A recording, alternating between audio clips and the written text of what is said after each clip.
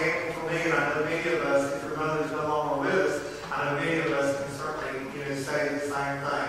But again, I hope this is a message encouraging to all of us, but especially to us mothers this morning. So if you look beginning in 1 Kings chapter 3, just want to begin reading verse 16. And I want to point out to you this morning just three traits, three characteristics of a Christ-like mother. So look here in verse 16. It says, "Now 2 prostitutes came to the king and stood before him. One of them said, 'My lord, this woman and I lived in the same house. I had a baby while she was there with me.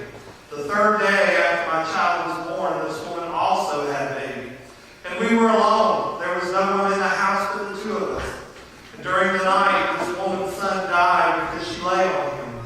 So she got up in the middle of the night and took my son from my side while I, your servant, was asleep. And she put him by her breast and put her dead son by my breast.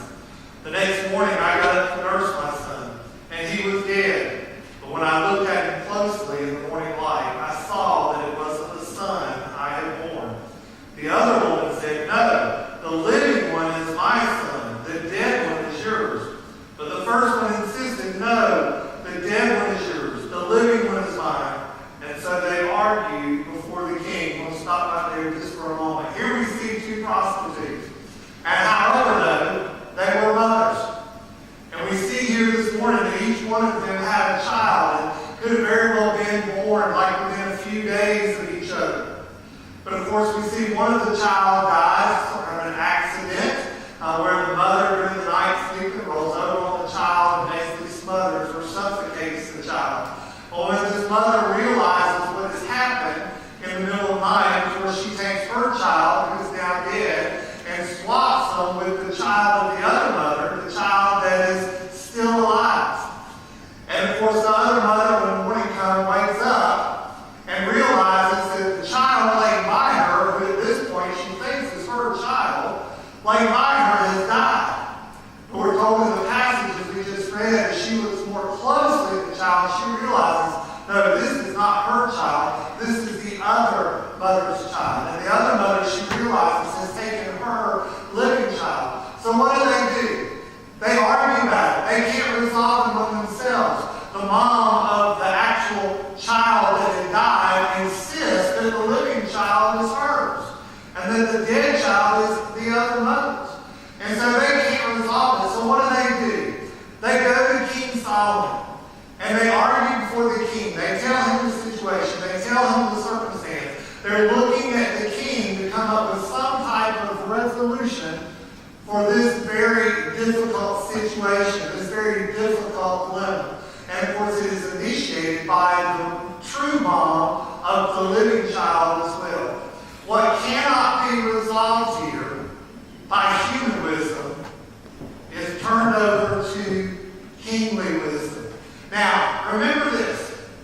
We know that King Solomon was probably the wisest man, certainly the wisest king that ever existed. And where did King Solomon actually get his wisdom from? Well, look back up there in verse 7 of this chapter. And this is Solomon in prayer to God. Look what he says here in verse 7. "Now, O Lord my God, you have made your servant king in place of my father David. But I am only a little child, and I do not know how to carry out my duties. Your servant is here among the people you have chosen, a great people, too numerous to count or number. So give your servant a discerning heart to govern your people and to distinguish between right and wrong. For who is able to govern this great people of yours?" You see the humility of Solomon at this point? He's admitting here, I don't know how to carry out these duties of the king. I don't know what I'm doing.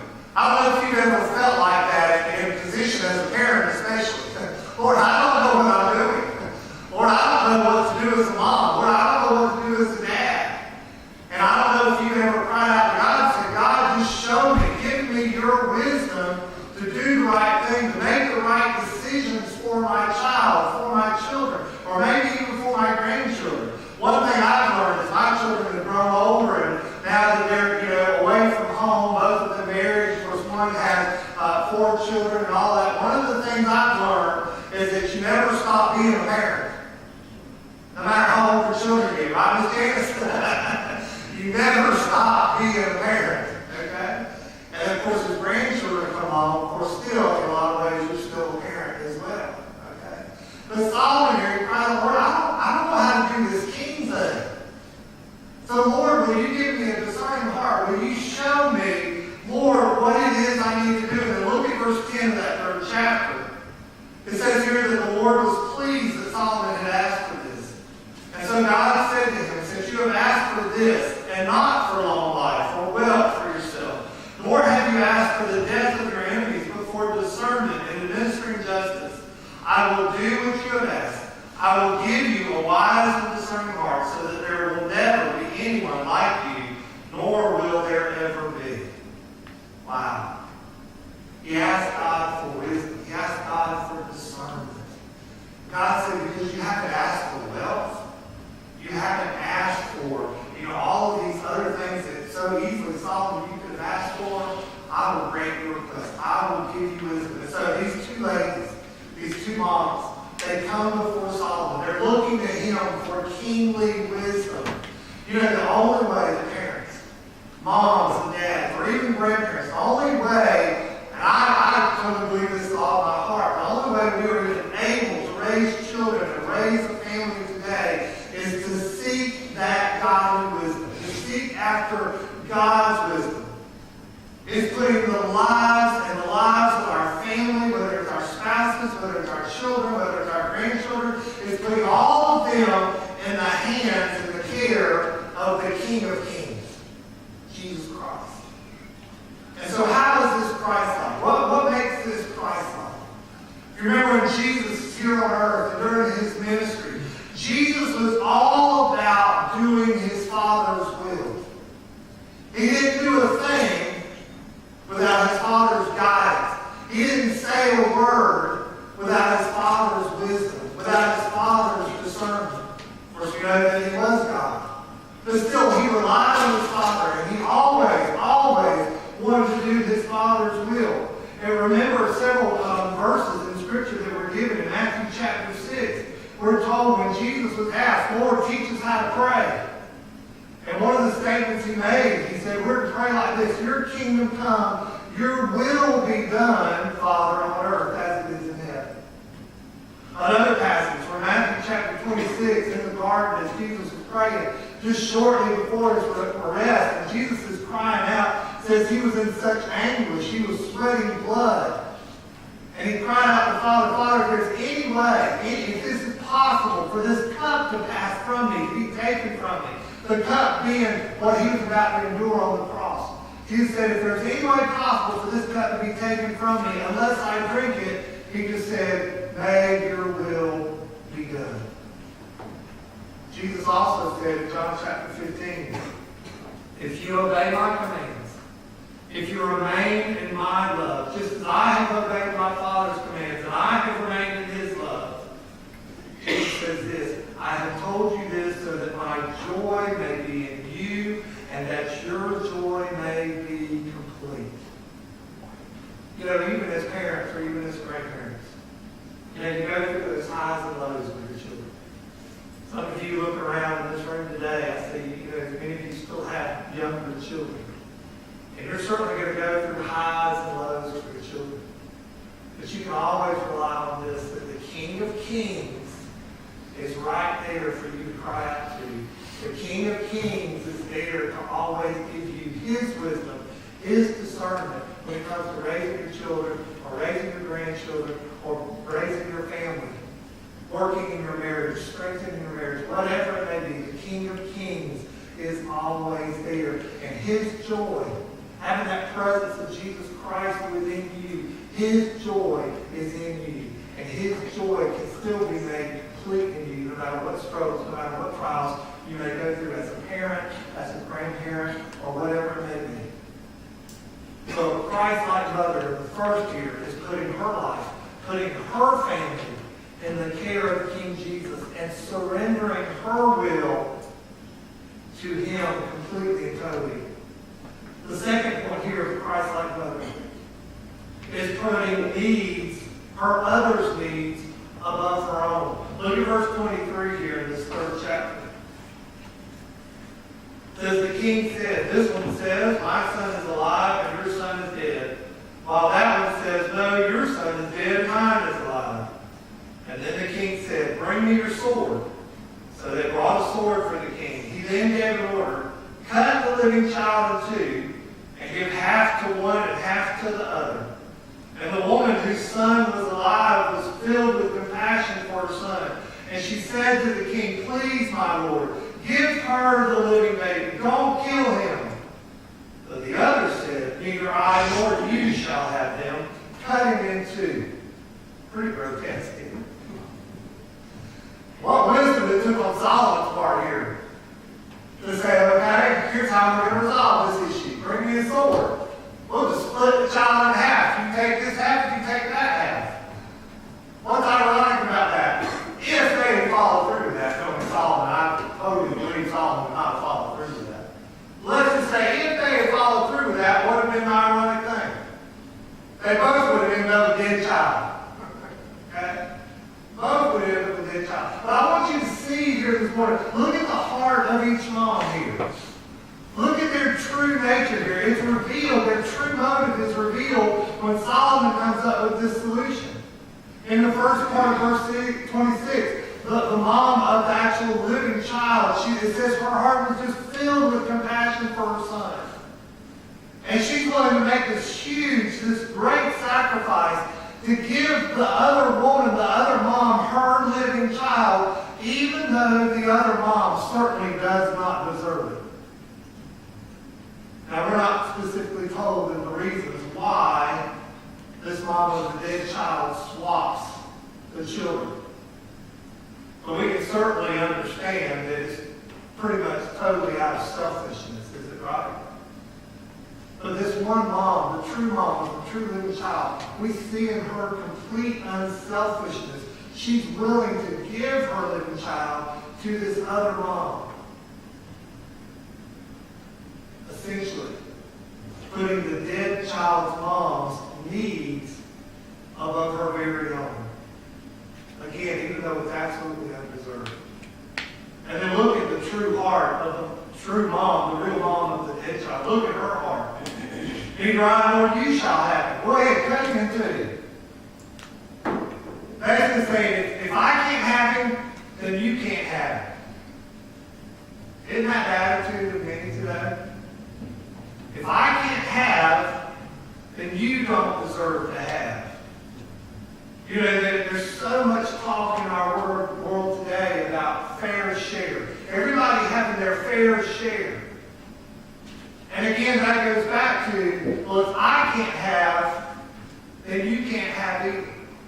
Or it goes back to, if you have, then I certainly deserve to have. You see the selfishness there.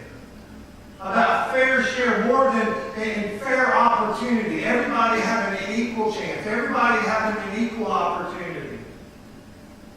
So how is this Christ-like? We certainly see in Jesus' life, all through the gospel, Jesus was about serving. He was about putting everyone else's needs above his own needs, even though many of those others were certainly undeserving. And we know many of those others basically were out to get rid of Jesus, to have him killed. One of Jesus' greatest examples of unselfishness is on the cross in Luke 23. Whereas he's hanging there, the nails in his hands and the nails in his feet, and he's hanging there and he looks out among the people that are standing there watching this grotesque scene, and Jesus' body just battered and beaten and just unrecognizable. And as they're standing there watching, Jesus looks down upon them and he says, Father, forgive them, for they know not what they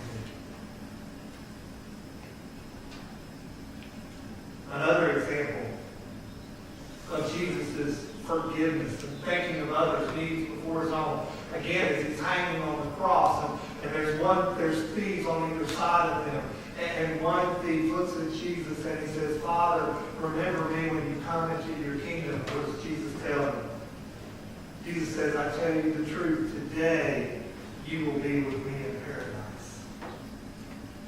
Showing forgiveness for that criminal, that thief that deserved to be on the cross, deserved to be executed. Jesus still shows him love and compassion and certainly offers him forgiveness and says, today you will be with me in paradise. So a Christ-like mother puts needs of others before her own, whether it's the needs of family or whether it's the needs of complete strangers, whether it's the needs of another person that may be deserving or whether they may be undeserving, still putting others' needs above her own. Here's my last point. Look at verse 27. Here it says, then the king gave his ruling. Give the living baby to the first woman. Do not kill him. She is his mother.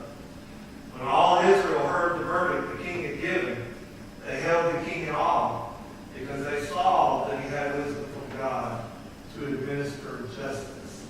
The last point is this.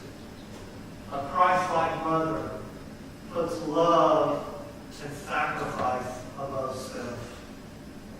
Because of this mom's unselfishness, because of her willingness to give her true child, her real child, to this other woman who was totally undeserving, who was deceitful, who was so selfish, the king sees the true motive of each mom's heart. One of them saying she was filled with compassion. The other one that had an attitude, well, if I can't have it, you can't have it. When he sees the true motive of their heart, the king does the rightful thing, using the wisdom that he had been given by God. And he says, give the living child to this mother. She is his true mom. Well, how is this Christ-like?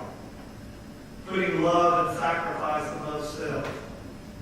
Again, just look at the cross. Look at the tremendous sacrifice that Jesus made for sinful man and the love that he showed for man. Man who was certainly undeserving. The love that he showed for each and every one of us in this room today, that many of us, I mean all of us, were absolutely undeserving of. 2 Corinthians tells us, for Christ's love compels us. That word compel just really means pushes us. It drives us. It's that force in our life that keeps us going. It's that force in our life that keeps us doing the right thing for our children, disciplining when we may not want to discipline, or using that tough love with our children when we may not want to use that tough love. But Christ's love compels us because we are convinced that one died for all and therefore all died. And he died for all so that those who live should no longer live for self. But we should no longer live for ourselves, but we live for him who died for us and who was raised again. 1 John 2 tells us this. If anyone does sin, and we have one who speaks to the Father in our defense, Jesus Christ, the righteous one. He is the atoning sacrifice. He took our place. That's just what that word atoning means. He is the substitute sacrifice. He is the atoning sacrifice for our sins, and not only for ours, but also for the sins of the whole world. See, we're going to make wrong decisions as parents. We're going to make wrong decisions as husbands and as wives. We're going to make wrong decisions as grandparents. But when we make wrong decisions, when maybe we're not the best example that we need to be for our children and for our grandchildren because we've allowed temptation, we've succumbed to that temptation, and we've sinned. Maybe said something we shouldn't have said, or whatever it may be. Christ is ready to forgive. And he will forgive. Because it's his love for us. Just as the love we sing for this one mom, for her child. She was willing to sacrifice that child. Because she had so much compassion, so much love for that child. Just as we saw in this mom's love, Christ's love is even more. For you and for me. So a Christ-like mother this morning puts her life and the life of her family in the care of the King of Kings, the Lord of Lords. A Christ-like mother puts others' needs above her own. whether it's a family, whether it's a friend, whether it's a stranger. Being completely unselfish. A Christ-like mother puts love and sacrifice above all else. And as I said at the beginning of the message this morning, these same points can apply to each and every one of us. Each and every one of us as followers and believers of Jesus Christ. Today, I just want you to think today of your wife, your mom, alive or dead. A woman who maybe actually raised you. And that woman who either met or meets still currently these characteristics that we talked about this morning, these traits. And I want to challenge you today, you need to be giving thanks. You need to be giving praise to God for that woman, for your wife, for your mom, grandmother, whoever it is that they've raised you. And parents and grandparents, soon to be parents, or hope to be parents one day, put your life and your family in the care of Jesus and King Jesus. Put others' needs